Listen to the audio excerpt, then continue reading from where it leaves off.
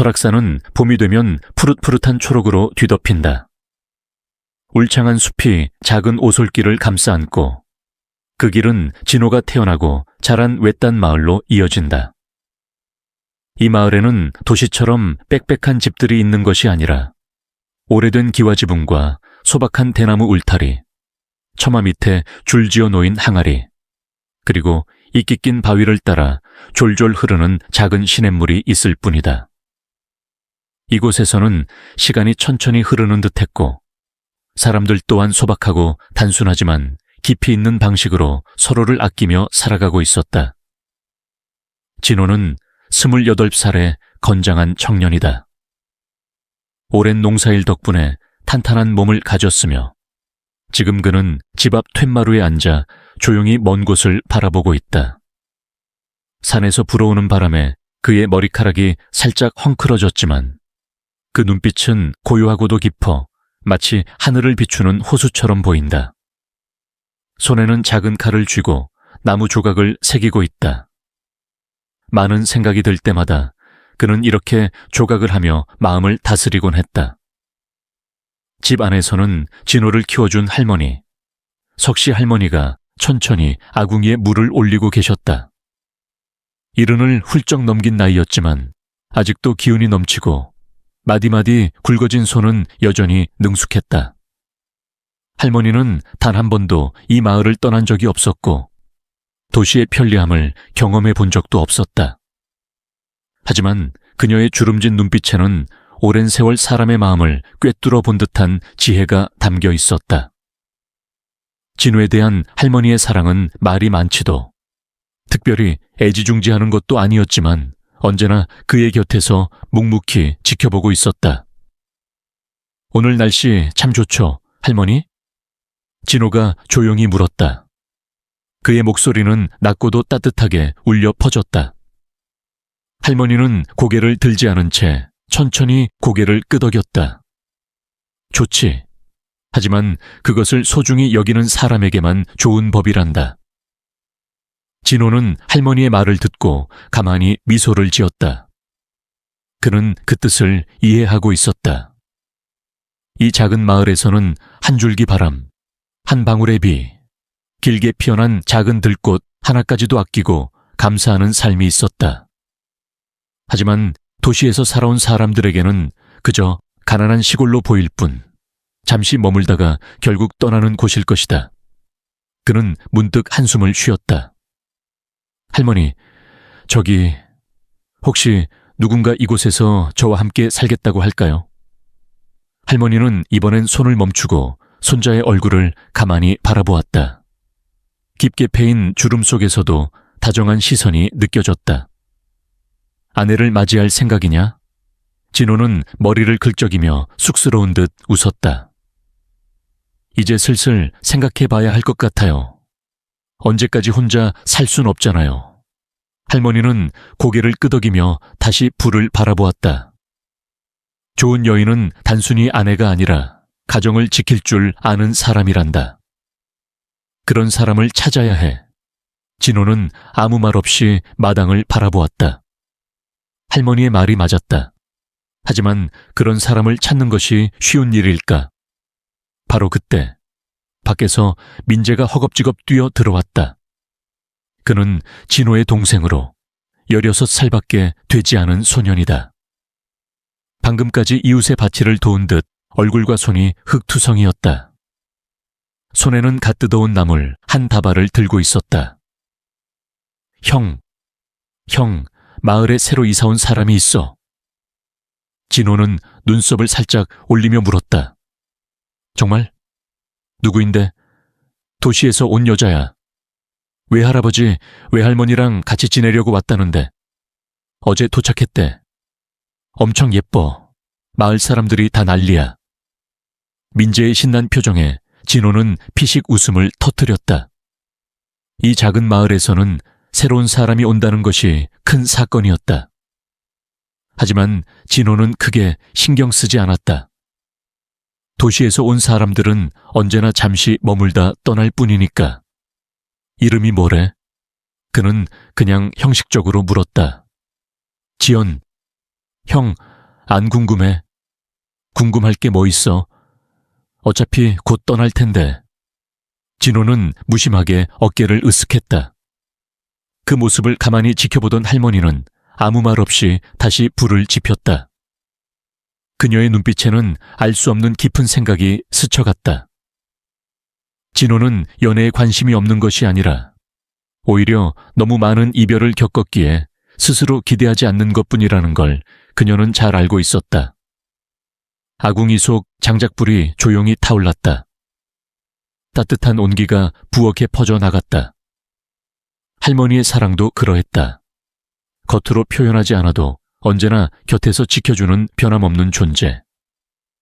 그 후 며칠 동안 마을에서는 지연에 대한 이야기가 끊이지 않았다. 그녀는 다른 도시 사람들과는 다르다고 했다. 소박하고 거리낌 없이 사람들과 어울렸다고 했다. 심지어 우물에서 물을 깃는 할머니를 도와주기도 했단다. 하지만 진호는 여전히 무덤덤했다. 그런데 마음 한구석에서 작은 호기심이 피어오르는 걸 느꼈다. 정말로 도시에서 온 사람이 이곳을 좋아할 수 있을까? 그러던 어느 날 오후, 그는 들판에서 풀을 베고 있었다. 그때 맑고 부드러운 목소리가 뒤에서 들려왔다. 안녕하세요. 혹시 진호 씨 맞으세요? 진호는 뒤를 돌아보았다. 그 앞에는 긴 머리를 단정하게 묶은 채 맑은 눈빛을 가진 한 여성이 서 있었다. 도시 여자답게 화려한 옷을 입은 것도 아니었고 비싼 액세서리를 한 것도 아니었다. 그녀는 단정한 흰 셔츠에 색이 바랜 청바지를 입고 있었다. 자연스럽고 편안한 분위기였다. 네, 제가 진호인데요. 당신은 지연이에요. 마을에서 오래 사셨다고 들었어요. 인사하고 싶었어요. 진호는 손에 들고 있던 낫을 내려놓고 이마에 땀을 훔쳤다.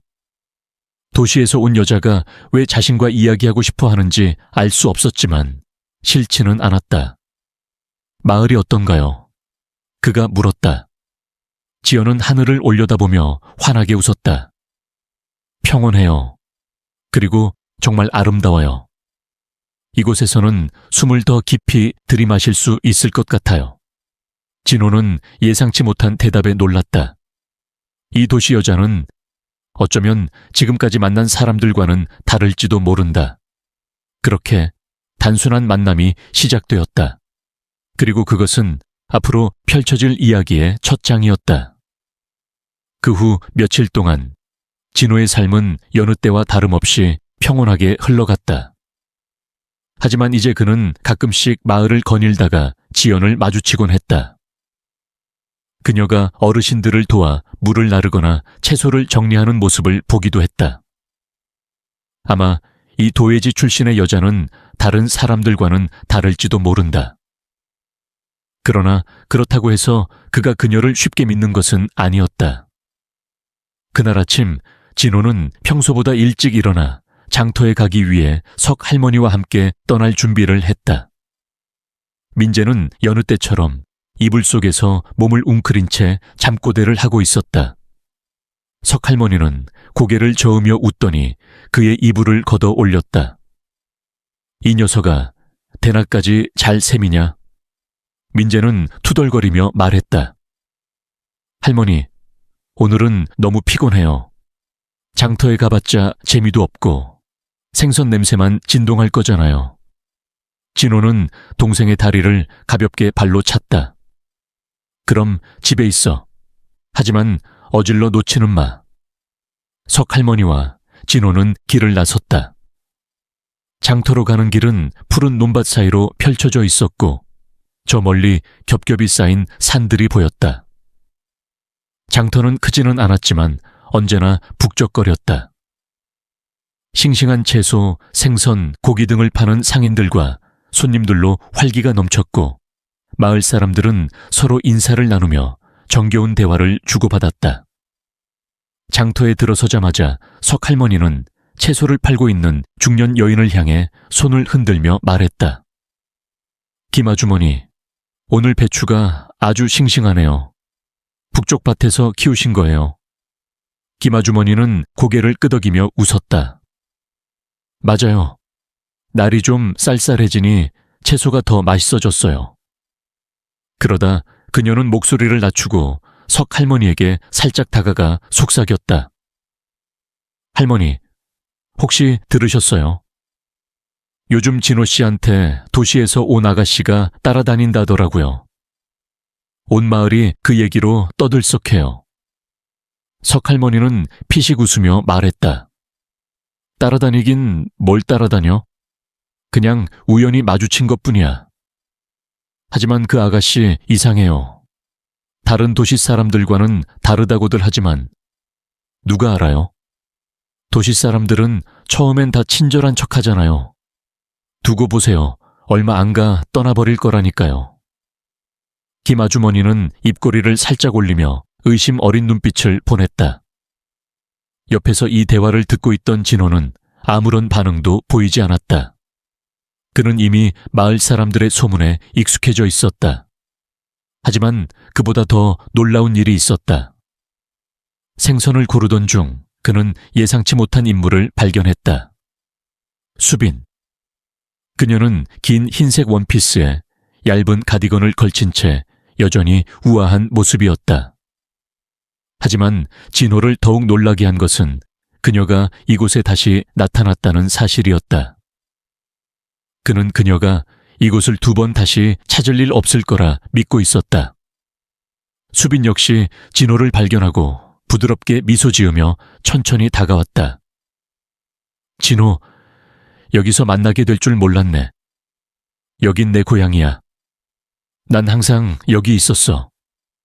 진호의 목소리는 차가웠고 그의 눈빛은 예전과 달리 따뜻함이 없었다. 수빈은 주변을 둘러보며 미소 지었다. 사실 난 일 때문에 돌아왔어. 우리 회사에서 이 지역의 땅을 사서 리조트를 개발하려고 해. 듣자 하니 너희 집에도 좋은 땅이 몇 개 있다던데. 그래서 널 좀 도와줄 수 있을 것 같다고 생각했어. 석 할머니는 그 말을 듣고 곧바로 끼어들었다. 땅을 사겠다고? 그럼 너는 진호를 만나러 온 게 아니라 장사하러 온 거구나? 수빈은 살짝 미소 지으며 부정하지 않았다. 진호가 돈을 벌 수 있도록 도와주고 싶어요. 여기서 계속 사는 게 과연 좋은 선택일까요? 진호는 주먹을 꽉 쥐었다. 그의 목소리는 더욱 차가워졌다. 수빈, 난 내 돈이 필요 없어. 그리고 우리 땅은 팔 생각이 없으니까. 그런 일로 다시 찾아오지 마. 수빈은 한숨을 쉬며 예상했다는 듯한 표정을 지었다. 한 걸음 뒤로 물러나며 그를 오랫동안 바라보았다. 넌 여전하구나. 언제나 고집불통이었지. 하지만 언젠가 네 생각이 바뀔 거야. 이곳이 내 미래를 책임져 줄 수 없다는 걸 깨닫게 되면 말이야. 그녀는 뒤돌아서서 걸어갔다. 먼지 쌓인 장터의 길 위로 그녀의 하이힐이 가볍게 흔들렸다. 주변의 마을 사람들은 흥미로운 눈길로 그녀를 바라보았다. 석 할머니가 진호를 보며 낮은 목소리로 물었다. 속상하진 않니? 진호는 한동안 말없이 서 있다가 조용히 대답했다. 아니요. 다만 안타까울 뿐이에요. 그날 오후 집으로 돌아오자마자 민재가 환한 얼굴로 뛰어나왔다. 형, 큰일 났어. 지연 누나가 형을 찾아왔어. 중요한 얘기가 있다는데. 진호는 눈썹을 살짝 치켜올리며 집 안으로 걸음을 옮겼다. 하지만 그는 예상하지 못했다. 이번 만남이 모든 것을 더 복잡하게 만들 거라는 것을. 진호는 민재의 말을 듣고 한동안 가만히 서 있었다. 그녀가 나를 찾아왔다고. 왜? 최근 마을에서 떠도는 소문과 관련이 있는 걸까? 아니면 다른 이유가 있는 걸까? 진호는 가볍게 고개를 저으며 복잡한 생각을 떨쳐냈다. 중요한 건 그녀가 무슨 말을 하려고 하는지 직접 듣는 것이었다. 집 안으로 들어가자 지연이 부엌 근처에 낡은 나무 의자에 앉아 있었다. 그녀의 얼굴에는 약간의 긴장감이 스며 있었지만 여전히 부드러운 인상을 풍기고 있었다. 석할머니는 그녀의 맞은편에 앉아 때때로 그녀를 조용히 바라보았고 문가에 기대어 서 있던 민재는 그녀의 표정을 몰래 살피고 있었다. 저를 찾아온 이유가 뭔가요? 진호는 조용히 묻고 그녀의 맞은편 의자에 앉았다. 지연은 잠시 망설이다가 조심스레 입을 열었다. 오늘 아침 수빈 씨와 있었던 일에 대해 들었어요. 그냥 괜찮으신지 궁금해서요. 그녀의 단순한 질문에 방 안이 조용해졌다. 석할머니는 아무 말 없이 진호를 바라보았고 민재는 눈썹을 살짝 치켜올리며 놀란 표정을 지었다. 이 마을 사람들 중 아무도 진호와 수빈의 일에 신경 쓰지 않았는데 지연은 어째서 이런 걸 묻고 있는 걸까? 진호는 씁쓸하게 웃었다. 난 괜찮아요. 어차피 그녀는 이제 나와 아무 상관없는 사람이니까. 지연은 입술을 꼭 다물었다. 그녀의 눈빛에는 어딘가 안타까운 감정이 스며 있었다. 하지만 그녀가 틀린 말을 했잖아요. 저는 사람들이 당신을 오해하는 게 싫어요. 그러자 갑자기 민재가 장난스러운 듯한 목소리로 끼어들었다. 지연 누나, 혹시 우리 형 좋아하는 거 아니에요? 그의 말이 끝나자마자 방 안은 순간 정적에 휩싸였다. 석할머니가 눈을 가늘게 뜨며 민재를 나무라는 듯이 바라보았고 진호는 한숨을 쉬었다. 그런데도 지연은 당황한 기색 없이 조용히 미소 지었다. 그냥 좋은 사람이 오해받는 걸 보면 마음이 불편할 뿐이에요. 그녀의 목소리는 차분했지만 어딘가 따뜻한 느낌이 있었다. 진호는 말없이 그녀를 바라보았다. 마음속 깊은 곳에서 이상한 감정이 서서히 피어오르는 듯했지만 그는 더 깊이 생각하지 않으려 했다. 그러나 그 순간 갑자기 집 밖에서 다급한 목소리가 들려왔다. 진호, 지금 당장 나와봐. 집안의 모두가 문 쪽으로 시선을 돌렸다.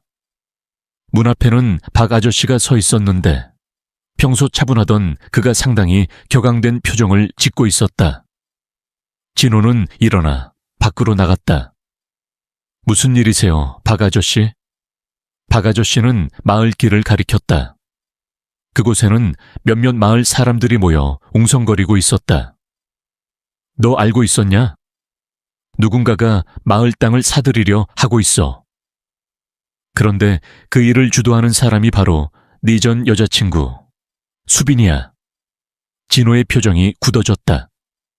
수빈이 현실적인 사람이란 건 알고 있었지만 설마 이런 식으로 마을을 뒤흔들 줄은 상상도 못했다. 이곳이 만약 개발된다면 마을은 더 이상 예전 같은 모습이 아닐 것이다. 석 할머니도 심각한 표정으로 물었다. 수빈이가 정말 그런 일을 꾸미고 있단 말인가?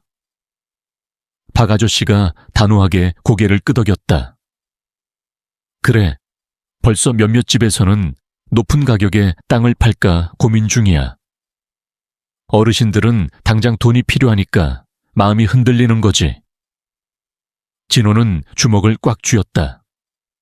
제가 직접 그녀를 만나보겠습니다. 그러자 민재가 흥분한 목소리로 외쳤다. 형, 혼자 가면 어떡해? 혹시라도 수빈 누나가 사람들을 데리고 오면 어쩌려고? 나도 같이 갈래. 석 할머니는 아무 말 없이 진호를 바라보다가 조용히 말씀하셨다. 조심해라. 저 아이가 단순히 대화를 하려고 온 건 아닐 테니까. 그러자 뜻밖에도 지연이 입을 열었다. 저도 같이 갈게요. 진호는 놀란 표정으로 그녀를 바라보았다. 이건 나와 마을 사람들의 문제예요. 당신까지 끼어들 필요는 없어요. 하지만 지연은 한 발짝 앞으로 나서며 단호하게 말했다. 이곳을 지키고 싶어요. 결국 세 사람은 함께 마을 북쪽으로 향했다. 그곳에서는 이미 수빈이 투자사 대표와 함께 몇몇 마을 주민들을 설득하고 있었다. 그녀는 여전히 세련된 모습이었고 표정에는 전혀 죄책감이 보이지 않았다. 진호가 다가가자 수빈은 비웃듯 말했다. 왔구나. 네가 그냥 모른 척하고 넘어가진 않을 거라 생각했어.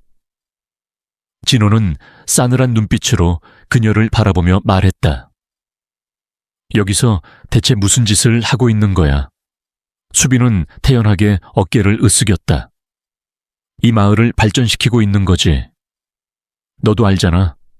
사람들은 더 나은 삶을 원해. 내가 돕는 것뿐이야. 그러자 민재가 화를 내며 소리쳤다. 그건 거짓말이야. 이곳은 우리 집이고 우리 마을이야. 네가 무슨 권리로 이렇게 마음대로 하려고 해. 투자사 대표는 차가운 미소를 지으며 말했다. 강요하는 건 아닙니다.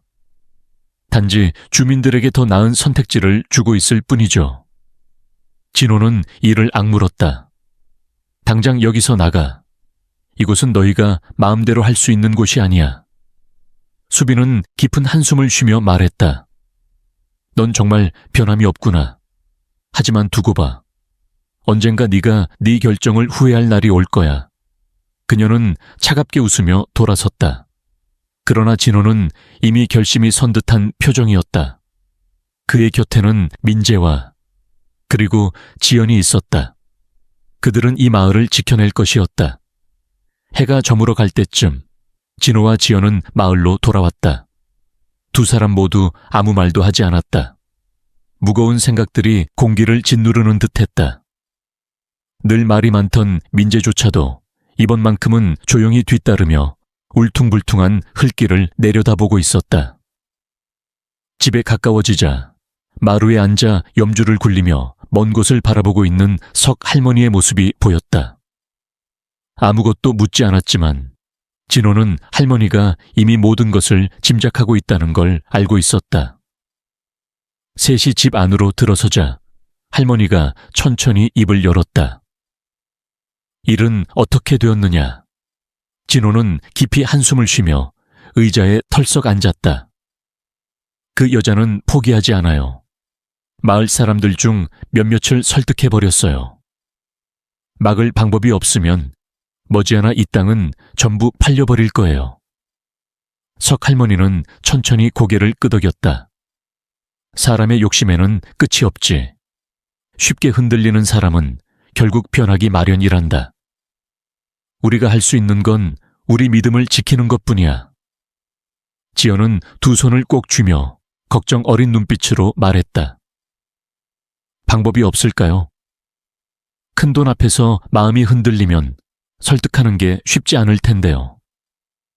석 할머니는 그녀를 바라보며 살짝 미소 지었다.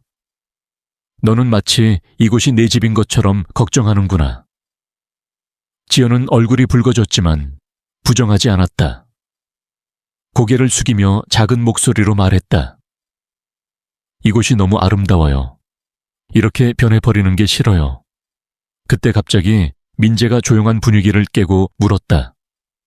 지연 누나, 정말 이곳이 좋아요? 우리 형 때문이 아니라 진짜로 이곳이 좋아요? 그 질문에 지연은 당황했다. 민재를 바라보다가 다시 진호를 쳐다보았다. 그의 눈빛도 같은 질문을 던지고 있었다. 지연은 깊이 숨을 들이마신 후 이번에는 주저하지 않고 대답했다. 네, 저는 이곳이 정말 좋아요. 진호는 그녀를 한동안 바라보다가 천천히 고개를 끄덕였다. 아무도 더 이상 말을 하지 않았지만 이전과 같은 답답한 침묵은 아니었다. 그것은 같은 목표를 공유하는 사람들 사이에 조용한 이해였다. 그날 밤 진호는 잠을 이루지 못했다. 홀로 마루에 앉아 밤하늘에 반짝이는 별들을 바라보았다. 걱정이 머릿속을 가득 채웠다. 수빈이 마을 사람들을 설득해버리면 이곳은 영영 변해버릴 거야. 절대 그렇게 둘 순 없어. 하지만 나 혼자서 무엇을 할 수 있지? 생각에 잠긴 그때 가벼운 발소리가 들렸다. 뒤돌아보니 지연이 어깨에 얇은 쇼를 두르고 서 있었다. 잠이 안 와요? 그녀가 조용히 물었다. 그래, 생각할 게 너무 많아서. 지연은 그의 옆에 앉아 고개를 살짝 기울였다. 수빈 씨 때문이죠. 진호는 씁쓸하게 웃었다. 그 여자는 절대 포기하는 법이 없지. 한때 사랑했던 사람이었으니까 누구보다도 잘 알아. 지연은 한동안 침묵하다가 조심스럽게 물었다. 혹시 그녀가 아직도 형을 신경 쓰고 있어서 그런 건 아닐까요? 진호는 헛웃음을 지으며 고개를 저었다. 아니, 그녀가 신경 쓰는 건 자기 자신뿐이야. 지금 그녀가 원하는 건 이 땅일 뿐이고. 지연은 그를 바라보더니 천천히 말했다. 그렇다면 우리가 손을 놓고 있을 수는 없겠네요. 돈 때문에 흔들린 사람을 설득하기 어렵다면 최소한 아직 고민 중인 사람들에게는 확신을 줄 방법을 찾아야 해요. 진호는 그녀를 바라보았다. 그녀의 눈빛 속에서 희망의 빛이 어렴풋이 보였다. 무슨 뜻이야? 사람들이 이 땅의 진정한 가치를 깨닫게 해야 해요. 수빈 씨가 보여주는 건 돈이지만 우리가 보여줄 수 있는 건 이곳이 단순한 땅이 아니라는 거예요. 이곳은 그들의 삶, 가족, 그리고 추억이 있는 곳이라는 걸 알려줘야 해요. 진호는 그녀를 오랫동안 바라보다가 천천히 고개를 끄덕였다. 맞아. 하지만 그걸 어떻게 할 수 있지? 지연은 부드럽게 미소 지으며 대답했다. 우리 함께 방법을 찾아봐요. 우리는 혼자가 아니니까요. 다음 날 아침 진호, 지연, 그리고 민재는 행동을 시작했다. 마을을 돌며 한 집 한 집 찾아가 그들에게 이곳의 소중함을 이야기했다. 어르신들에게는 이곳에서 살아온 기억을 떠올리게 하고 젊은이들에게는 이 마을의 가치를 다시금 상기시켰다. 하지만 모든 사람이 쉽게 설득되는 것은 아니었다. 내가 그걸 모를 줄 아나? 한 노인이 불같이 화를 내며 말했다. 하지만 우리도 먹고 살아야 하네. 돈이면 내 손주들이 더 나은 삶을 살 수 있어. 자네가 여기서 계속 산다고 해서 미래가 보장되나? 진호는 침묵했다. 그는 그런 약속을 할 수 없었다. 하지만 한 가지는 확실했다. 마을 사람들이 하나둘 떠나면 이곳은 결국 사라질 운명이었다. 한편 수빈은 계속해서 압박을 가했다. 그녀는 더 많은 사람을 고용해 집집마다 찾아가 더 좋은 조건을 제시했다. 먼저 몇몇 사람만 계약하면 다른 사람들도 쉽게 넘어올 거라는 걸 그녀는 잘 알고 있었다. 시간이 흐를수록 상황은 점점 더 긴박해졌다. 흔들리는 사람들이 늘어나자 반대하던 사람들도 불안해하기 시작했다. 그러나 진호와 지연은 포기하지 않았다. 어느 날 저녁 어둠이 내려앉기 시작할 무렵 민재가 급히 뛰어왔다. 얼굴에는 다급한 표정이 서려 있었다. 형, 지연 누나, 큰일 났어. 무슨 일이야? 진호가 벌떡 일어섰다. 낯선 사람들이 마을에 왔어. 아직 땅을 팔지 않은 집들을 찾아다니면서 협박하고 있어. 안 팔면 곤란해질 거라고 협박했어. 진호의 눈빛이 번쩍였다. 지연 또한 분노로 두 주먹을 불끈 쥐었다. 이제 그만둬야겠어. 진호가 이를 악물며 말했다. 이제 더 이상 두고 볼 수 없어. 그는 단호한 발걸음으로 나아갔다. 지연도 그를 따라 발걸음을 서둘렀다. 오늘 밤 그는 마침내 그들의 음모에 정면으로 맞설 작정이었다. 진호는 마을로 이어지는 좁은 길을 빠르게 걸어가며 그의 눈에는 전에 없던 분노가 이글거렸다. 그의 옆에서는 지연이 빠른 걸음으로 따라가며 주먹을 꽉 쥐었다. 그들 뒤로 민재가 걱정스러운 얼굴로 뛰어가고 있었다. 하늘은 점점 어두워졌지만 마을의 작은 집들에서 새어나오는 불빛이 울퉁불퉁한 땅 위로 그들의 그림자를 길게 드리웠다. 마을 곳곳에서 수군거리는 소리가 들렸다. 평소에는 순박하고 온순한 마을 사람들이 이제는 원치 않는 싸움 한가운데에 갇혀 있었다. 몇몇은 문틈으로 밖을 살짝 내다보았고 또 다른 이들은 작은 무리를 지어 낯선 사람들에 대한 불안한 속삭임을 나누었다. 마을 중심에는 낯선 남자들이 무리지어 서 있었다. 그들의 눈빛에는 위협적인 기운이 서려 있었다. 그들 중에서도 가장 앞에 선 한 남자는 40쯤 되어 보이는 거구의 사내였다. 그는 칙칙한 색의 정장을 입고 있었지만 그에게서는 사업가다운 세련미는 전혀 느껴지지 않았다. 그는 한 마을 주민과 대화를 나누고 있었는데 그의 말투는 누가 봐도 협박조였다. 김노인, 아시겠지만 지금 땅을 파시면 가장 좋은 가격을 받을 수 있습니다. 하지만 시간이 지나면 어떤 일이 벌어질지 누가 알겠습니까? 김노인은 평생을 이 마을에서 살아온 농부였다. 그는 손에 꼭 쥔 대나무 지팡이를 더욱 세게 움켜잡으며 불안한 눈빛을 내비쳤다. 하지만 난 이미 말했소. 내 땅은 조상 대대로 내려온 거요. 단순한 돈 때문에 팔 수는 없소. 그 남자는 차가운 미소를 지었다. 조상 대대로 내려온 땅이라. 땅은 그냥 땅일 뿐이죠. 그런데 김노인, 손주들이 있지 않습니까? 만약 그 아이들이 학교도 못 가고 더 나은 삶을 살 수 없다면 그땐 후회하지 않으시겠어요? 그때 진호가 앞으로 나서며 단호한 목소리로 말했다. 그만해라. 대체 여기서 무슨 짓을 하는 거지? 그 남자는 진호를 바라보며 눈을 가늘게 떴다. 오? 너가 진호인가? 내 이야기는 많이 들었다. 넌 우리한테 눈엣 가시 같은 존재야. 진호는 분노를 억누르며 주먹을 꽉 쥐었다. 내가 내 눈엣 가시든 아니든 상관없어. 하지만 너희가 우리 마을 사람들을 위협하는 건 절대 용납 못해. 그 남자는 어깨를 으쓱하며 태연하게 말했다. 내가 누굴 협박했다는 거야? 난 단지 그들에게 가장 좋은 선택을 제시하고 있는 것뿐인데. 혹시라도 네가 그들의 더 나은 미래를 방해하고 싶다면 그야말로 우스운 일이겠지. 그 순간 지연이 한 걸음 앞으로 나서며 날카로운 목소리로 말했다. 더 나은 삶이라는 게 두려움과 강요로 얻어지는 거라면 그게 정말 좋은 선택일까요? 만약 당신이 정말로 이 프로젝트가 옳다고 생각한다면 왜 이렇게 폭력적인 방식으로 사람들을 몰아쓰는 거죠?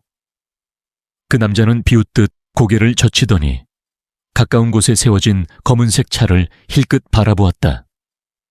그리고 이내 차문이 열리며 누군가가 차에서 내려왔다. 반짝이는 하이힐을 신고 주름 하나 없는 고급스러운 원피스를 입은 여자. 수빈이었다. 진호는 이를 악물었다. 또 너냐? 수빈은 차가운 눈빛으로 그를 바라보았다. 그러게. 진호, 네가 이렇게 나올 줄 알았어. 하지만 넌 아무것도 바꿀 수 없어. 사람들은 결국 자신에게 가장 유리한 선택을 할 거야. 네가 그걸 좋아하든 아니든 말이지. 진호는 그녀를 똑바로 바라보며 단호하게 말했다. 가장 유리한 선택이라. 누구를 위한 유리함이지? 널 위한 거야? 아니면 너희 뒤에 있는 사람들을 위한 거야? 그들에게 마을이란 단지 돈벌이 수단일 뿐이지. 그렇지? 수빈은 옅은 미소를 지었지만 그 미소에는 따뜻함이 전혀 없었다. 난 내가 해야 할 일을 할 뿐이야. 그리고 네가 계속 방해한다면 나도 더는 봐줄 수 없어. 그러자 지연이 팔짱을 끼고 그녀를 노려보며 말했다. 정말로 네가 옳다고 믿는다면 마을 사람들에게 직접 결정할 기회를 줘.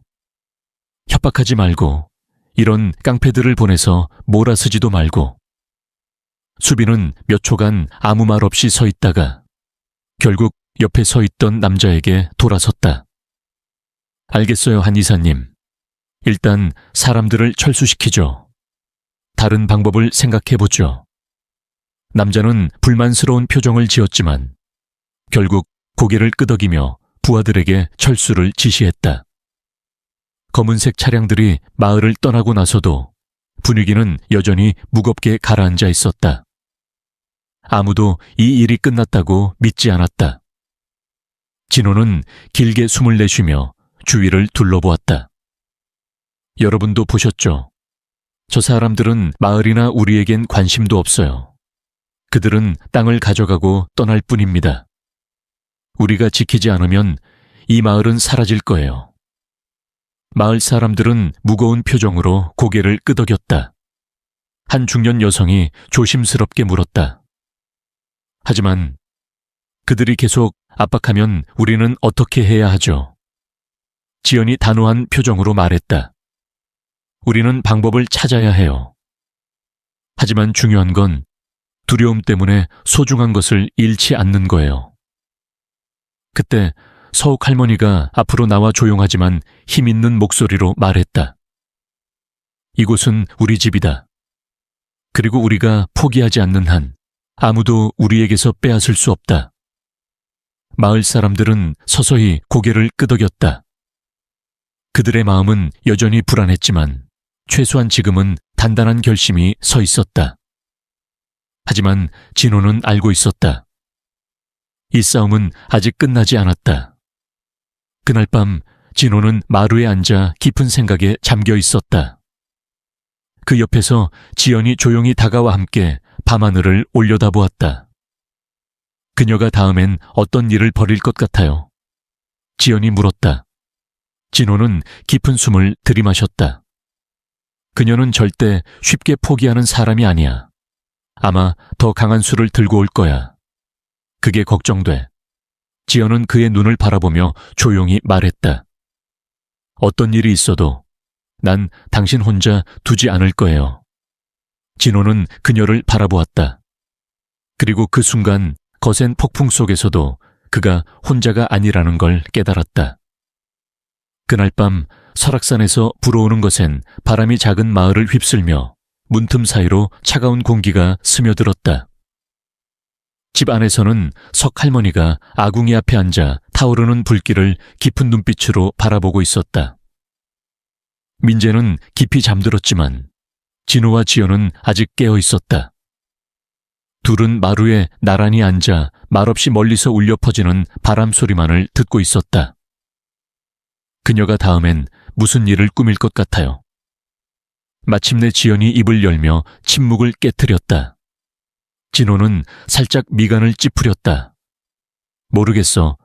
하지만 한 가지 확실한 건 수빈이는 쉽게 포기할 사람이 아니라는 거야. 지연은 걱정스러운 눈빛으로 고개를 끄덕였다. 저도 그렇게 생각해요. 그녀는 마을 사람들을 설득하는 것뿐만 아니라 한 아저씨 같은 사람을 이용해 압박까지 가하고 있어요. 만약 더 심한 수단을 쓰면 어떻게 하죠? 진호는 바로 대답하지 못했다. 그는 멀리 수평선을 바라보았다. 먹구름이 몰려와 폭풍이 다가오고 있음을 알리고 있었다. 우린 미리 준비해야 해. 저들이 계속 압박해 온다면 가만히 있을 수만은 없잖아. 바로 그때 초인종 소리가 급하게 울렸다. 두 사람은 깜짝 놀라 황급히 문 쪽으로 향했다. 석 할머니가 먼저 문을 열었고 문 앞에는 백발이 듬성듬성한 중년 남성이 서 있었다. 그는 마을에서 신중하고 성실한 사람으로 알려진 최 아저씨였다. 최 아저씨, 무슨 일이세요? 진호가 다급히 물었다. 진호야, 빨리 와야 해. 김 아저씨네 집이 난장판이 됐어. 누군가 닭장을 부수고 집벽에 협박 문구를 잔뜩 써놓았어. 진호는 주먹을 꽉 쥐었다. 누가 그런 짓을 했나요? 최 아저씨는 고개를 저었다. 아무도 못 봤어. 하지만 다들 알잖아. 이건 단순한 사고가 아니야. 협박이야. 땅을 팔지 않으면 무슨 일이 생길지 경고하는 거라고. 망설일 것도 없이 진호와 지연, 그리고 최 아저씨는 서둘러 김 아저씨네 집으로 달려갔다. 그곳에는 이미 많은 마을 사람들이 모여 있었고 모두 두려움과 분노가 뒤섞인 표정이었다. 김 아저씨네 집벽에는 빨간색 페인트로 어지럽게 적힌 글씨가 선명했다. 땅을 팔아라. 아니면 후회하게 될 거다. 닭장은 완전히 부서져 있었고 닭들은 사방으로 흩어져 날아다녔다. 몇 마리는 이미 죽어 있었다. 김 아주머니는 남편 옆에서 창백한 얼굴로 몸을 떨고 있었고 김 아저씨는 문 앞 계단에 주저앉아 텅 빈 눈으로 부서진 닭장을 바라보고 있었다. 경찰에 신고해야 해요. 지연이 단호한 목소리로 말했다. 하지만 김 아저씨는 단호하게 고개를 저었다. 소용없어. 경찰이 와봤자 기록만 하고 돌아갈 거야. 저놈들은 돈도 있고 권력도 있어. 우리는 힘없는 시골 사람들이잖아. 경찰이 우리 편을 들어줄 것 같아? 진호는 이를 악물며 주위를 둘러보았다. 하지만 가만히 있지 있으면 계속 이런 일이 반복될 겁니다. 오늘은 닭장이지만 다음번에는 집이나 사람을 직접 공격할 수도 있어요. 군중 속에서 누군가 중얼거렸다. 하지만 우린 뭘 할 수 있지? 저놈들은 돈도 많고 뒤를 봐주는 사람도 있잖아. 우린 맨손뿐인데 저항하면 오히려 더 큰 피해를 입을 거야. 진호는 목소리가 난 쪽을 바라보았다. 발언자는 승호였다. 그는 한때 도시에서 일하다가 부모님을 돕기 위해 마을로 돌아온 젊은이였다. 그러나 지금 그의 눈에는 절망만이 가득했다. 우리에겐 서로가 있잖아요.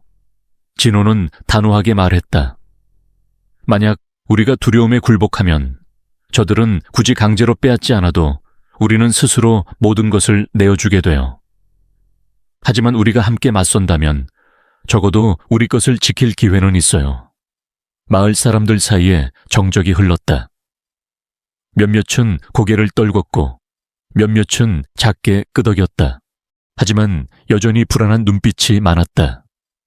그때 지연이 앞으로 나섰다. 그녀의 눈에는 단단한 결의가 서려 있었다. 지금 우리가 아무것도 하지 않으면 내일은 우리 중 누구의 집이든 같은 일을 당할 수 있어요. 저들은 모든 사람이 무릎 꿇을 때까지 멈추지 않을 거예요. 전 이 마을 사람이 아니지만 이곳을 사랑해요. 그래서 그냥 지켜보고만 있을 수 없어요. 그녀의 말은 강한 바람처럼 사람들 사이를 휩쓸었다. 사람들의 눈빛이 조금씩 변하기 시작했다.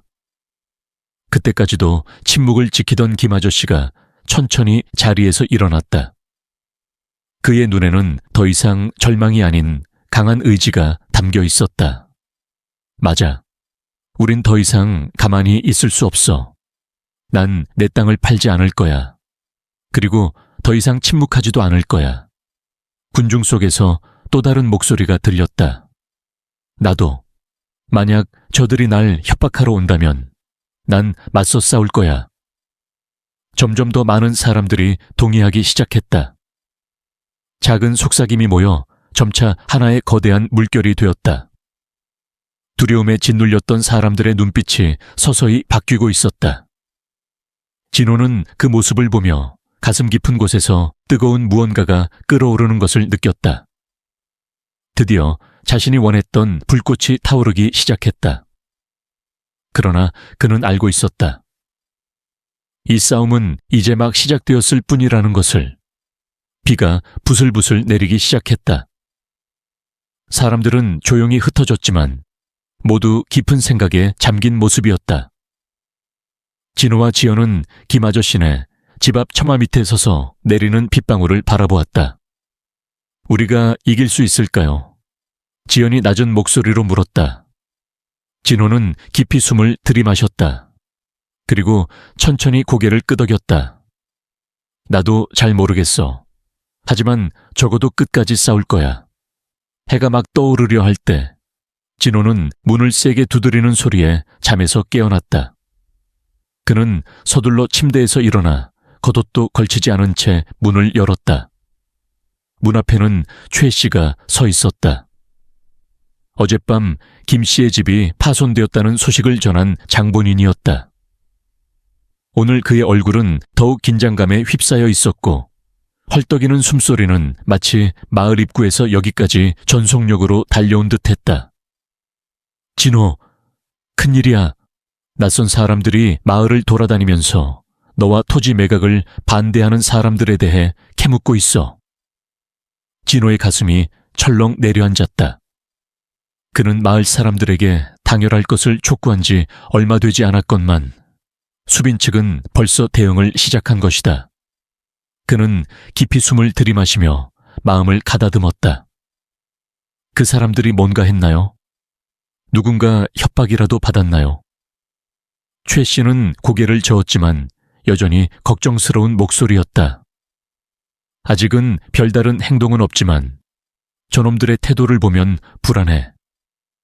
마을 청년들이 그들을 주시하고 있지만 만약 저놈들이 정말로 문제를 일으키려 한다면 막기가 어려울 거야. 진호는 고개를 끄덕이며 급히 겉옷을 걸치고 최 씨와 함께 마을 중심으로 향했다. 그들이 도착했을 때는 이미 많은 마을 사람들이 모여 있었고 모두들 심각한 표정이었다. 군중 한가운데에는 어두운 정장을 입은 남자 셋이 서 있었다. 그들은 험악한 인상을 풍기면서도 예의를 차리는 척하고 있었다. 그중 한 명은 마을 사람들과 대화를 나누고 있었고 나머지 둘은 팔짱을 낀 채 주변을 예의주시하고 있었다. 진호는 군중을 헤치고 앞으로 나섰다. 그의 목소리는 단호했다. 당신들은 누구죠? 왜 여기에 온 겁니까? 그 중에서 선두에 선 중년 남성이 반쯤 비웃는 듯한 미소를 지으며 말했다. 당신이 진호인가? 반갑군. 나는 강앤파트너스 투자그룹의 강 이사야. 우리는 선의로 온 거야. 진호는 주먹을 꽉 쥐었다. 선의? 집을 부수고 마을 사람들을 협박하는 게 당신들의 선의인가? 강 이사는 일부러 한숨을 쉬며 가식적인 동정심을 보였다. 그건 오해야. 우리는 단지 마을 사람들이 더 나은 삶을 살 수 있도록 돕고 싶을 뿐이야. 땅을 팔면 돈을 얻을 수 있고 가난에서 벗어날 수 있어. 왜 그런 기회를 막으려는 거지? 군중 속에서 수군거리는 소리가 들렸다. 마을 사람들 중 일부는 확신이 서지 않은 듯 불안한 눈빛을 보냈다. 돈과 권력을 가진 자들에게 맞서는 것은 쉬운 일이 아니었기 때문이다. 몇몇은 고민하는 듯 보였다. 이때 지연이 앞으로 나서며 냉정한 시선으로 강 이사를 바라보았다. 만약 정말로 돕고 싶었다면 왜 한씨 같은 사람을 보내 마을 사람들을 강압적으로 몰아세웠죠? 왜 누군가의 집을 부수는 행동을 했나요? 그런 방식이 당신들이 말하는 선의인가요? 강 이사의 미소가 잠시 사라졌지만 그는 곧 태연한 표정을 되찾았다. 지연 씨, 어디서 그런 정보를 들었는지는 모르겠지만 근거의 없는 추측은 하지 않는 게 좋을 거야. 만약 누군가 부당한 일을 저질렀다면 우리 회사와는 아무런 관련이 없다는 걸 명심해. 진호는 그의 눈을 똑바로 바라보며 말했다. 그렇다면 지금 당장 이 마을에서 떠나. 우리는 당신들의 도움 따위 필요 없어. 잠시 정적이 흘렀다. 마을 사람들은 긴장된 표정으로 강 이사의 반응을 지켜보았다. 그는 진호를 한동안 응시하더니 마침내 비웃듯이 웃으며 말했다. 좋아, 떠나주지. 하지만 기억해, 진호. 네가 오늘 내린 결정 반드시 후회하게 될 거야. 그는 등을 돌려 걸어갔고 그의 부하들도 그를 따라갔다. 그들이 사라진 후에도 마을에는 여전히 무거운 분위기가 감돌았다. 누구도 이것이 끝이 아니라는 걸 알고 있었다. 이때 석 아주머니가 다가와 진호의 어깨를 가볍게 두드렸다. 잘했어, 진호. 하지만 저들이 이렇게 쉽게 물러설 리 없다는 것도 알고 있지. 진호는 고개를 끄덕였다. 이 싸움은 단순한 말싸움으로 끝날 일이 아니었다. 수빈은 절대 포기하지 않을 것이고 강앤 파트너스 또한 또 다른 수단을 꺼내들 것이다.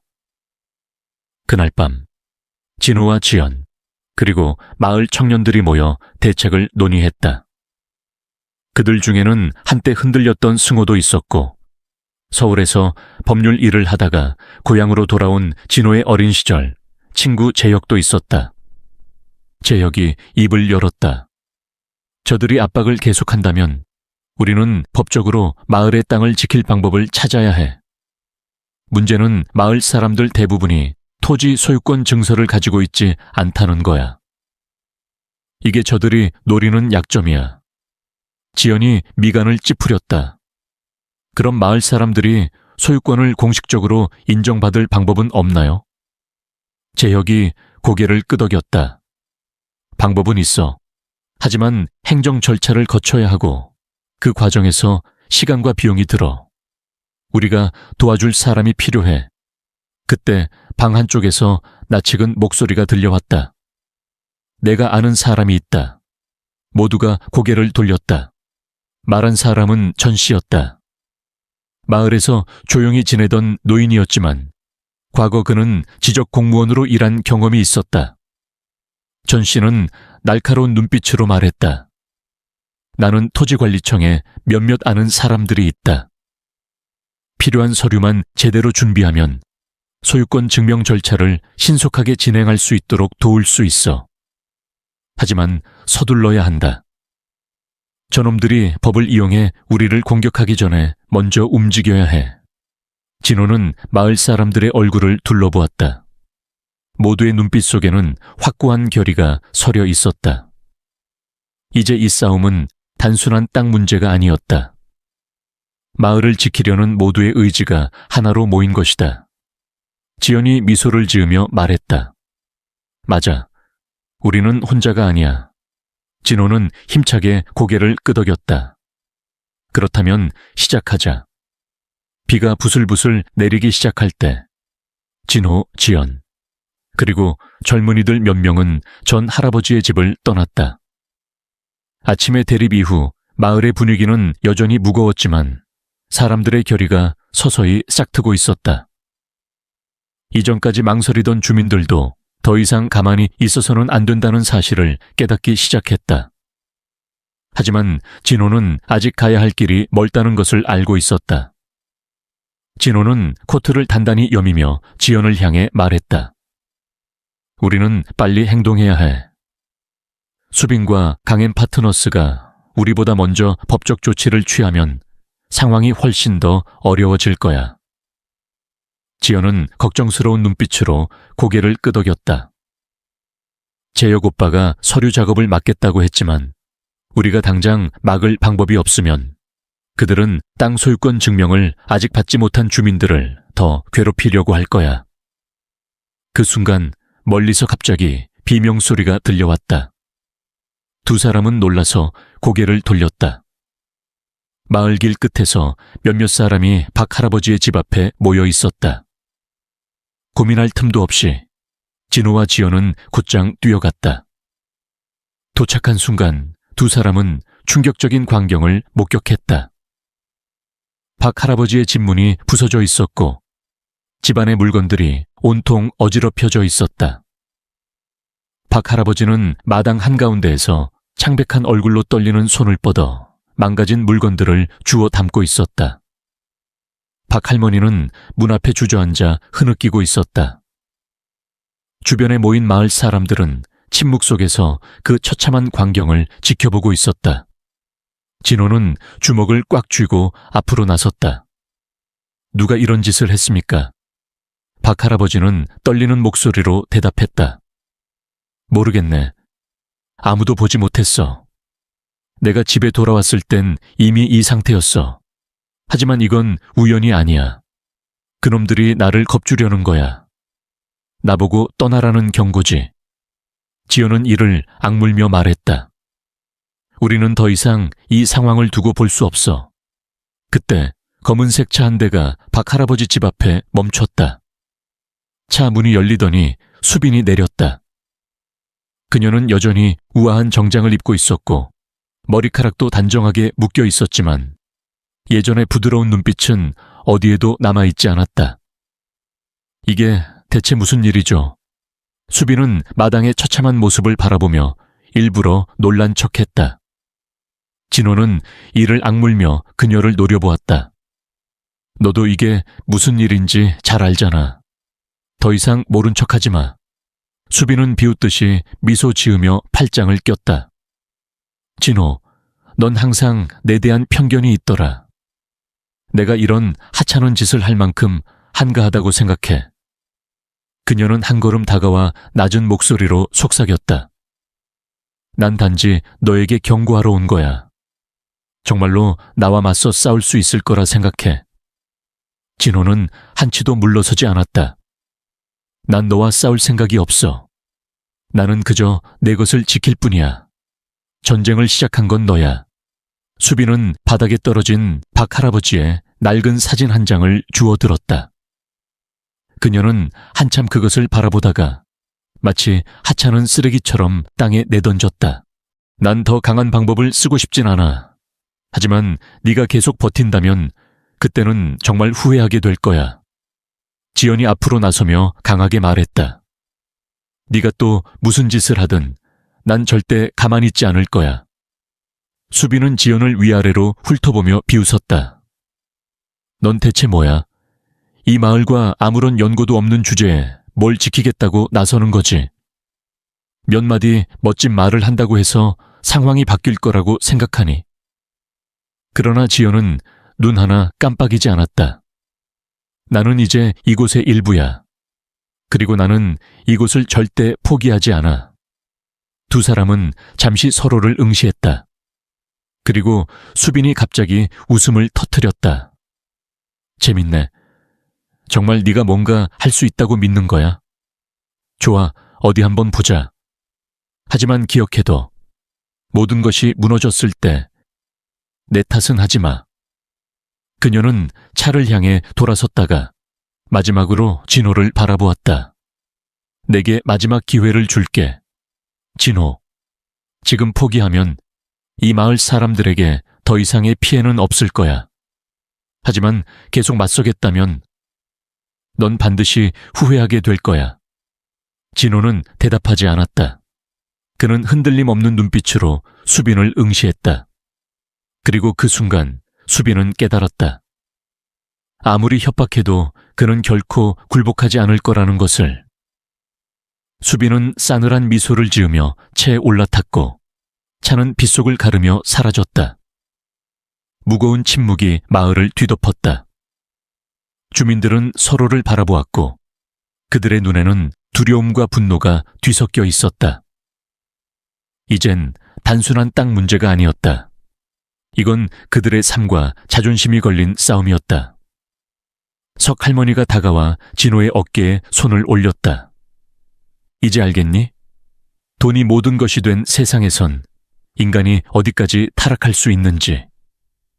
하지만 우리는 물러설 수 없어. 이곳은 우리의 집이야. 우리는 반드시 지켜야 해. 진호는 주먹을 꽉 쥐었다. 그는 주변을 둘러보며 주민들의 표정을 살폈다. 이제 그들의 눈빛엔 더 이상 망설임이 없었다. 이번만큼은 모두가 같은 마음이었다. 지연이 조용히 물었다. 이제 준비됐어? 지금부터는 절대 물러설 수 없어. 진호는 깊이 숨을 들이마시고 결연한 표정으로 고개를 끄덕였다. 우리는 절대 물러서지 않는다. 그리고 반드시 이길 거야. 비는 아직 멈추지 않았다. 빗방울이 지붕에 떨어지며 일정한 소리를 내었고 마을 사람들의 한숨소리와 뒤섞였다. 한 번도 경험한 적 없는 긴장감이 골목골목을 휘감고 있었다. 누구나 알고 있었다. 오늘 수빈이 벌인 일로 인해 이제는 더 이상 물러설 길이 없다는 것을. 마을을 지켜내느냐 아니면 모든 것을 잃느냐, 둘 중 하나였다. 진호는 처마 아래 서서 멀리 보이는 진흙투성이 길을 바라보았다. 그의 마음속에는 분노와 답답함이 가득 차 있었지만 감정을 억누르지 않으면 올바른 결정을 내릴 수 없다는 것도 알고 있었다. 그때 지연이 낡은 우산을 들고 조용히 다가왔다. 이제 어떻게 할 거야? 그녀는 걱정 어린 목소리로 물었다. 진호는 쉽게 대답하지 않았다. 그는 깊은 생각에 잠긴 듯 허공을 바라보았다. 우린 그들의 불법 행위를 증명할 증거를 찾아야 해. 마을 사람들의 힘만으로는 수빈과 강엔 파트너스 같은 거대한 세력을 상대할 수 없어. 그들이 더 이상 우리를 위협할 수 없도록 만드는 결정적인 무언가가 필요해. 그때 민재가 급히 집에서 뛰어나오며 몇 장의 서류를 내밀었다. 형, 재혁 형이 보내준 서류야. 여기 강엔 파트너스가 어떻게 토지 문서를 조작했는지에 대한 단서가 있을지도 몰라.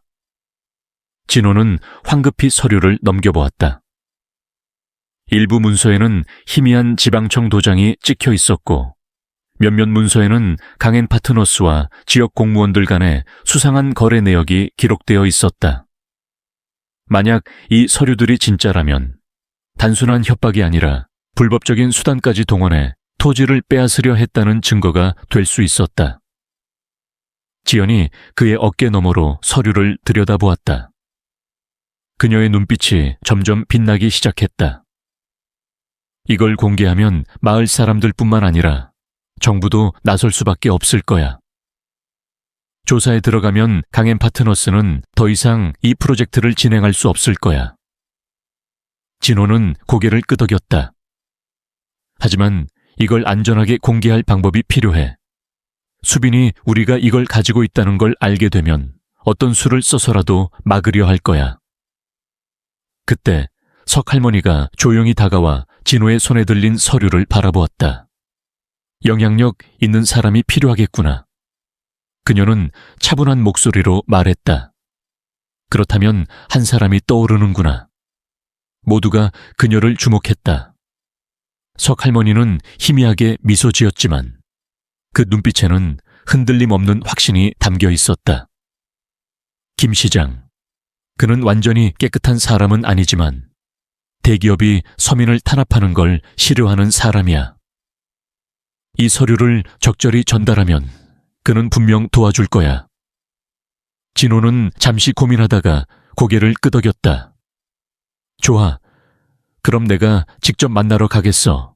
하지만 누군가 같이 가야 해. 지연은 망설임 없이 말했다. 나도 갈게. 민재도 손을 들었다. 그리고 나도. 문제가 생기면 도망칠 때 도움이라도 될 수 있잖아. 석 할머니는 걱정스러운 표정을 지었지만 더 이상 반대하지 않았다. 그럼 서둘러 가거라. 하지만 조심해야 한다. 왠지 불길한 예감이 드는구나. 시청으로 가는 길은 순탄하지 않았다. 그들은 혹시라도 미행을 당할까봐 조심스럽게 이동해야 했다. 그리고 그들의 우려는 현실이 되었다. 도심에 가까워졌을 때 검은색 고급 승용차 한 대가 길을 가로막았다. 차에서 정장을 입은 남자 둘이 내렸다. 그중 한 명은 한이었다. 그는 이전에 마을을 찾아와 협박했던 바로 그 남자였고 오늘은 더욱 위압적인 분위기를 풍기고 있었다. 오랜만이군, 진호. 한이 비웃으며 말했다. 어디 가는 길이야? 진호는 주먹을 꽉 쥐었다. 네가 알 바 아니다. 비켜. 한이 천천히 다가오더니 그의 앞을 가로막았다. 들리는 소문에 의하면 네가 가지고 있으면 안 될 물건을 가지고 있다던데. 길 가다 잃어버리면 안타깝지 않겠어? 그 순간 지연이 앞으로 나서며 단호한 목소리로 말했다. 우리한테서 빼앗을 생각이라면 오산이야. 우리가 겁먹을 거라고 생각했다면 착각하지 마. 한은 웃었지만 그의 눈빛은 날카롭게 빛났다. 난 협박 같은 건 안 해. 그냥 사실을 말하는 것뿐이야. 그리고 사실은 내 놈들이 지금 당장 그걸 넘기지 않으면 시청까지 가는 길은 없을 거라는 거지. 진호는 더 이상 말을 할 필요가 없다고 판단했다. 그는 주먹을 날려 한의 얼굴을 강타했다. 뛰어. 그는 지연과 민재의 손을 잡고 도심 쪽으로 달려갔다. 뒤에서 발소리가 점점 가까워졌다. 민재는 몸집이 작아 빠르게 달릴 수 있었고 좁은 골목으로 먼저 뛰어들었다. 왼쪽으로, 지연이 소리쳤다. 그들은 좁은 골목길을 헤집고 달렸다. 하지만 모퉁이를 돌아섰을 때 또 다른 검은색 차량이 골목 끝을 막고 있었다. 차 문이 열리더니 이번엔 수빈이 차에서 내렸다. 그녀는 팔짱을 낀 채 흥미롭다는 듯이 웃었다. 내가 뭐라고 했지, 진호. 너는 절대 나를 이길 수 없어. 진호는 숨을 헐떡였지만 그의 눈빛은 흔들리지 않았다. 이 정도까지 해야겠어. 너 양심은 없냐? 수빈은 피식 웃었다. 양심? 난 내가 해야 할 일을 하고 있을 뿐이야. 네가 처음부터 순순히 협조했다면 이런 일은 없었겠지. 하지만 네가 끝까지 버텼으니 이제 대가를 치러야지. 그때 골목 반대편에서 사이렌 소리가 들려왔다. 경찰차 한 대가 빠르게 다가오더니 그 앞에서 멈췄다. 한과 부하들이 당황하며 뒷걸음질 쳤다. 그리고 경찰차 문이 열리자 김 시장이 차에서 내렸다. 그는 진호를 바라보더니 곧 수빈을 향해 냉랭한 시선을 던졌다. 마침 할 이야기가 있었는데 잘 만났군. 수빈 씨, 우리 얘기 좀 해야겠어요. 비가 그쳤지만 공기는 여전히 축축했고 묘한 무거운 분위기가 감돌았다. 좁은 골목길 한가운데서 진호는 김 시장을 바라보며 아직 완전히 신뢰할 수 없었다. 그는 너무 적절한 타이밍에 나타났다. 이 우연을 의심하지 않을 수 없었다. 하지만 지금은 망설일 때가 아니었다. 김 시장은 수빈을 차가운 눈빛으로 바라보았다. 강엔 파트너스가 이 지역의 토지를 강제로 인수하려 한다는 우려스러운 보고를 받았소. 이에 대해 할 말이 있나? 수빈은 팔짱을 낀 채 가볍게 웃었다. 시장님, 무슨 말씀인지 모르겠네요. 저희는 단지 합법적인 프로젝트를 진행하고 있을 뿐입니다. 모든 절차는 투명하게 이루어졌어요. 만약 누군가 위협을 느꼈다면 그건 단순한 오해일 뿐입니다. 진호는 한 발 앞으로 나서며 단호한 목소리로 말했다. 오해라고? 너희는 박 어르신의 집을 부수고 한같은 깡패들을 보내 마을 사람들을 협박했어. 우리가 증거를 시청에 가져가려 할 때 방해까지 했지. 이게 네가 말하는 합법적인 절차냐? 김 시장은 한과 수빈 뒤에 서 있는 부하들을 흘깃 쳐다보았다. 진호 씨의 주장을 부인할 수도 있겠지만 이번 사건들이 우연이라고 생각하지 않소. 경찰도 이미 마을 주민들로부터 수많은 신고를 접수했네. 계속 숨길 수 있다고 생각하나? 수빈의 얼굴이 굳어졌지만 그녀는 여전히 침착함을 유지하려 애썼다. 시장님도 잘 아시잖아요. 사업이란 원래 이런 겁니다. 저희는 이 지역을 발전시키려는 것뿐인데 변화에 저항하는 사람들이 있을 뿐이에요. 왜 어떤 사람들은 모두에게 이익이 될 프로젝트를 거부하는지 이해할 수 없네요. 지연은 더 이상 참을 수 없었다. 그녀는 앞으로 나서며 눈빛을 불태웠다. 모두에게 이익이 된다고? 누구에게? 마을 사람들이 그들의 고향이 의미 없는 관광지로 변하는 걸 원한다고 생각해. 돈이면 모든 걸 살 수 있다고 착각하지 마. 수빈은 쓴웃음을 지으며 말했다. 참 순진하네. 충성이 밥 먹여주냐? 마을 사람들 중에서도 땅을 팔고 싶어 하는 사람들이 있어. 그들에게 돈이 필요하니까. 그들을 비난할 수 있어. 진호는 즉시 응수했다. 돈이 필요한 사람들을 비난하는 게 아니야. 그들의 절박함을 악용해 이득을 취하는 너 같은 사람들을 반대하는 거지. 수빈의 손이 움켜쥐어졌지만 그녀는 다시 한번 차가운 미소를 지었다. 좋아. 그렇게까지 나를 적으로 돌리고 싶다면 어디 한번 네가 얼마나 버틸 수 있는지 보자고. 그 순간 한 경찰이 다가와 김 시장에게 서류를 건넸다. 시장은 서류를 훑어보며 말했다. 여기서만 문제가 있는 게 아니더군. 강앤파트너스를 추가 조사한 결과 여러 지역에서 불법 거래가 이루어진 증거가 발견되었네. 수빈 씨, 이제부터는 당신 자신을 걱정해야 할 거요. 수빈의 얼굴이 하얗게 질렸다. 이럴 순 없어요. 변호사가 있어요. 명확한 증거도 없이 저를 몰아설 순 없습니다. 김 시장은 냉정하게 답했다. 그건 수사기관에서 판단할 일이요. 하지만 분명한 건 당신은 더 이상 이곳에서 사업을 계속할 수 없다는 거요. 지금 떠나는 게 좋을 거요. 그리고 다시는 돌아올 생각도 하지 마시오. 한이 나서며 중재하려 했다. 시장님, 우리가 대화로 해결할 방법이. 대화는 필요 없어. 김 시장이 단호하게 잘라 말했다. 이 지역에서 이루어진 모든 토지 거래를 재검토할 것이며 불법적인 계약이 발견되면 모두 무효화하겠소. 그리고 만약 다시 마을 사람들을 협박하는 일이 발생한다면 내가 직접 당신들의 사업을 막을 것이오. 진호는 수빈을 바라보았다.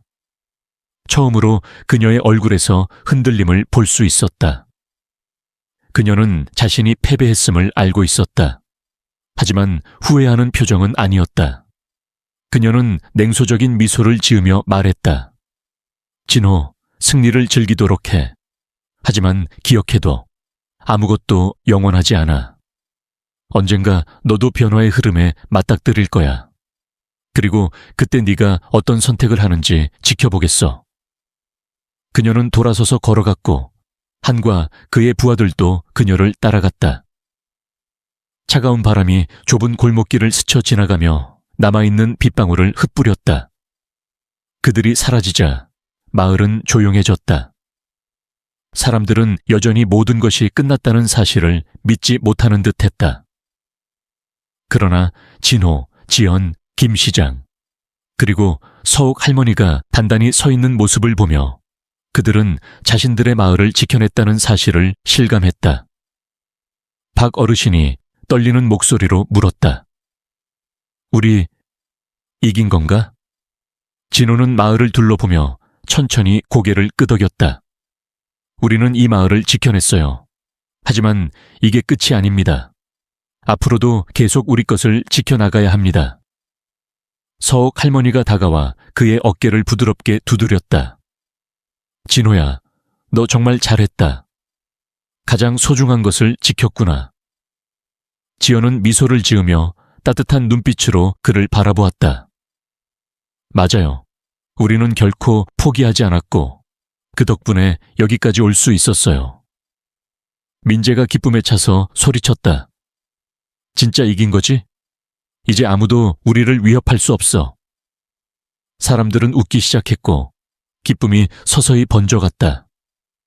마을은 오랜만에 진정한 승리를 맞이했다. 폭력이 아닌 믿음과 당열, 그리고 고향을 향한 사랑으로 이뤄낸 승리였다. 진호는 하늘을 올려다보았다. 비구름이 걷히고 따스한 햇살이 빗방울 위로 반짝이며 내려앉고 있었다. 이제 이 마을의 새로운 장이 시작되고 있었다. 그리고 어떤 일이 닥치더라도 그는 끝까지 싸울 준비가 되어 있었다.